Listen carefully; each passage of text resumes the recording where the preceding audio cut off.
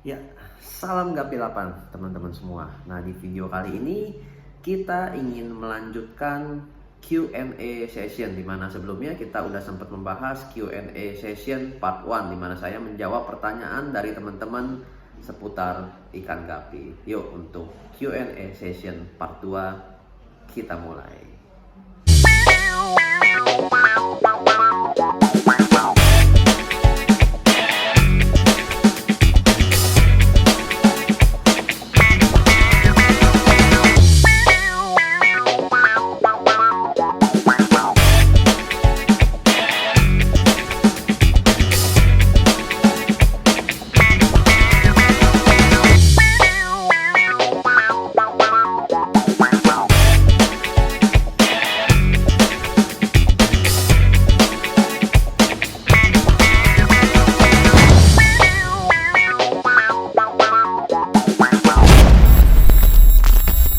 Oke teman-teman, kita mulai dari pertanyaan yang pertama. Nah, ini pertanyaan datang dari Jernip Gapi Kuningan. Ya, bertanya, air dah diendapkan tapi gapi sering ada yang mati dan gedek-gedek. Padahal tank selalu bersih, sifon 3 hari sekali dan pakan ngasihnya sedikit-sedikit. Oke, kita bahas statementnya sedikit-sedikit ya teman-teman ya. Air udah diendapkan, oke, tapi gapi sering ada yang mati dan gedek-gedek. Air udah diendapkan itu memang penting teman-teman. Jadi sebelum kita naruh, terutama burayak yang masih kecil-kecil ya, air yang diendapkan itu penting untuk dilakukan. Oke, next, sifon 3 hari sekali. Nah, mungkin dari takaran sifonnya perlu lebih dicermati, dimana kalau misalkan sifon ikan gapi, terutama yang burayak-burayak ini jangan terlalu banyak ya sifonnya ya. Biasanya sekitar 10% aja. Ini bro Jernip Gapi ini ya. 10% aja, sedikit aja dari kapasitas air. Nah, kalau misalkan bisa sifon tiap hari juga nggak apa-apa, tapi kapasitasnya sedikit-sedikit aja. Jangan kalau sifon tuh setengah. Biasanya kalau sifon setengah, ikan biasa melayang atau mabok ya. Kebanyakan perubahan yang berada dalam air tersebut cukup jauh gitu ya kandungan airnya. Terus dan pakan ngasihnya sedikit-sedikit. Memang kondisi pakan memang harus kasih sedikit-sedikit, tapi perlu dicermati juga untuk pakan-pakan burayak ini ada baiknya menggunakan pakan-pakan hidup teman-teman, seperti artemia atau kutu air. Kalau saya pribadi saya kasih artemia, terutama untuk ikan-ikan yang baru lahir ya, karena ikan-ikan yang baru lahir ini umumnya dia ada kesulitan untuk makan pelet. Jadi dia nggak bisa langsung tiba-tiba ada makan dia langsung makan. Dia harus mengenal pakan dulu. Oh, dia lihat-lihat dulu. Kadang-kadang di fase pertama ini saat perkenalan, ketika kita kasih pelet ini kebanyakan akan menjadi busuk kalau misalkan kita kasih ya. Jadi nggak kemakan karena mereka masih dalam tahap pengenalan dan perutnya pun masih baru mengenal makanan. Jadi saran saya kalau misalkan masih baru seperti itu, kasihlah artemia atau kutu air sampai dia beranjak udah kurang lebih di burayak 1 cm teman-teman, atau sekitar usia 2 minggu tuh mulai pada saat itu nafsu makan mulai terbentuk dan udah mulai rakus-rakusnya makan. Pada saat itulah kita boleh memperkenalkan lebih banyak jenis makanan seperti pelet. Terus kalau yang mau kasih spirulina juga nggak apa-apa gitu. Kalau misalnya saya pribadi pada saat ikan gapi itu udah beranjak 2 minggu, saya juga bantu dengan suplemen nitro gitu loh. Jadi biar lebih apa ya, basicnya atau rangkanya lebih kuat gitu, nggak gampang kena sakit pada saat mereka beranjak ke dewasa. Oke, kita lanjut ke pertanyaan berikutnya. Yusuf underscore Arif 1 ini bertanya, Bang, bisa nggak sih cetak gapi berkualitas dari gapi yang reject atau yang tidak berkualitas? Kalau bisa bagaimana caranya?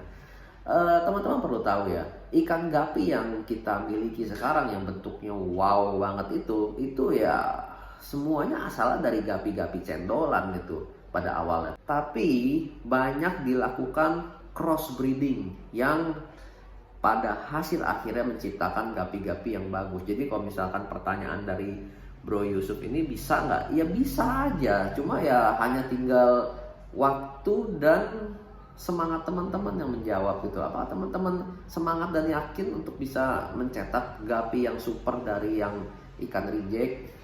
Ya bisa, jawabannya bisa dengan melakukan selective breeding dan tentunya dengan pengalaman dan pengetahuan yang nggak sedikit. Jadi misalkan teman-teman pemula dan teman-teman ingin menciptakan ikan bagus dari ikan reject, ya kalau pendapat saya sih ya membutuhkan waktu yang cukup lama ya. Belajar breeding dulu, belajar genetik dulu. Jadi nggak sembarangan tiba-tiba breeding reject ikan reject ketemu ikan bagus, nggak seperti begitu. Ini soalnya ngomongnya gapi yang reject ya.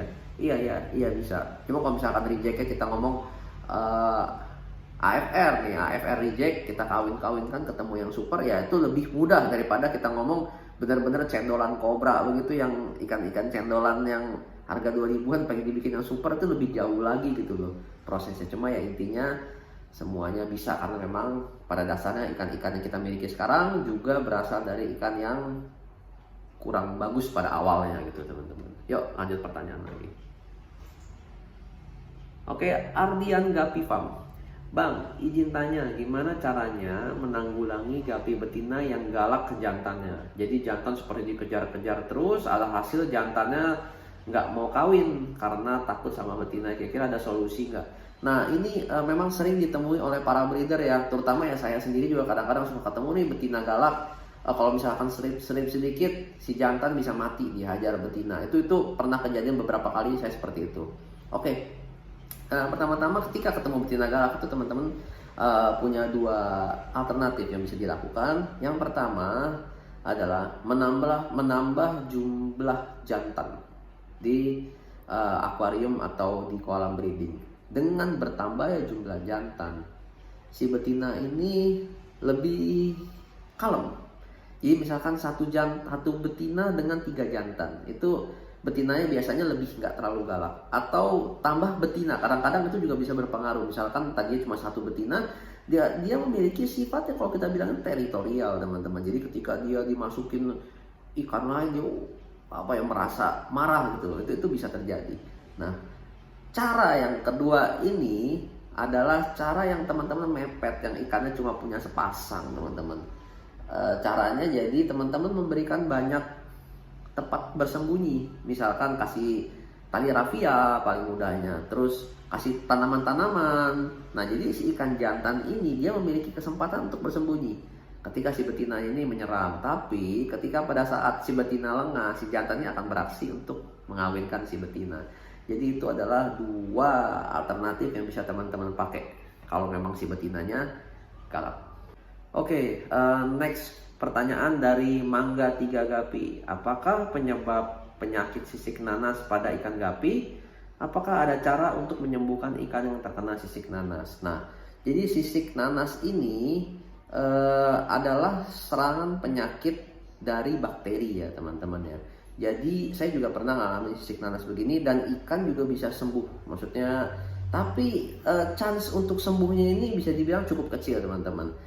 Jadi hal yang bisa teman-teman lakukan, hal terbaik yang bisa teman-teman lakukan ketika ketemu ikan yang kena sisik nanas atau mungkin penyakit lainnya, nggak cuma sisik nanas, adalah memisahkan ikan tersebut yang terkena sakit. Jadi posisinya menyelamatkan ikan gapi yang lain dari ikan gapi yang terkena penyakit. Itu adalah solusi yang jauh lebih baik teman-teman. Jadi kalau misalkan untuk menyembuhkan sisik nanas, ada yang pakai obat namanya tetrasiklin ada yang pakai juga. Terus ada, kalau saya pribadi sih saya kasih heater, air garam, dan makanan benar-benar dijaga jangan sampai terlalu banyak banget. Itu juga bisa, cuma ya tetap intinya kalau udah kena penyakit sisik nanas tuh agak sulit penyembuhannya. Intinya jagalah ikan lain biar nggak kena penyakit serupa gitu loh teman-teman.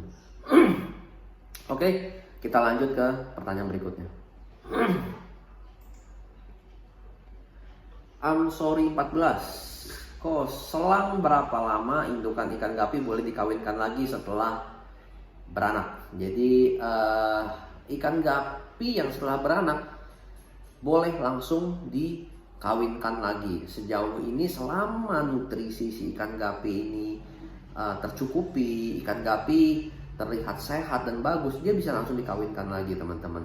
Jadi cirinya ya ikan gapi tersebut jangan sampai perutnya kosong banget ya. Pada saat dia mau dikawinkan lagi, perlu dicatat ikan gapi tersebut perutnya harus ngisi ya. Ngisi dalam artian agak gemuk, jangan sampai kurus banget.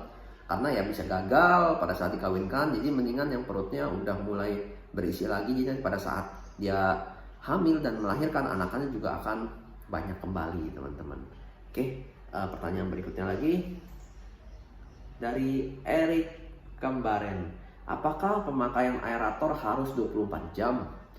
Dan kalau di indoor lampu juga apakah harus 24 jam? Nah, ini pertanyaan yang banyak sekali ditanyakan oleh teman-teman. Jadi untuk pemakaian aerator itu biasanya kalau saya pribadi saya nyalakan selama 24 jam. Karena begini teman-teman, aerator ketika posisinya dia nyala terus dia mati, itu percaya atau tidak itu merubah kondisi air, merubah lingkungan air. Ketika aerator nyala dan tiba-tiba mati, itu ada beberapa hal yang akan berubah di air tersebut, dan itu akan membuat Guppy beradaptasi kembali terhadap kematian si aerator tersebut. Kalau misalnya teman-teman nggak percaya, teman-teman coba deh.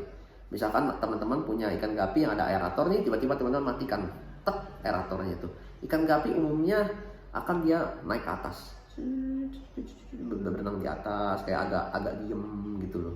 Itu tandanya bahwa ada sesuatu yang berubah. Kalau saya pribadi, saya nggak ngapa-ngapain, jadi benar-benar aerator tetap nyala. Nah, berbeda dengan lampu.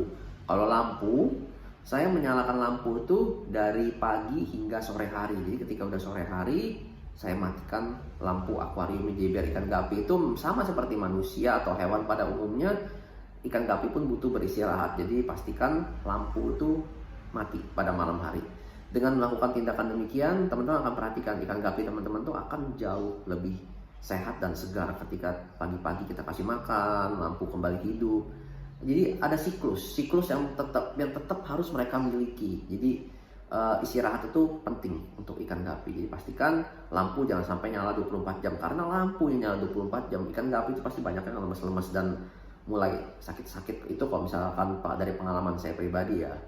Oke, kelihatannya habis teman-teman. Segitu dulu Q&A session part 2. Jadi bagi teman-teman yang mau ada pertanyaan-pertanyaan mengenai ikan Guppy, bisa langsung DM kami di Instagram Guppy8 atau ditanyakan di kolom komentar. Nanti kan saya usahakan untuk saya jawab.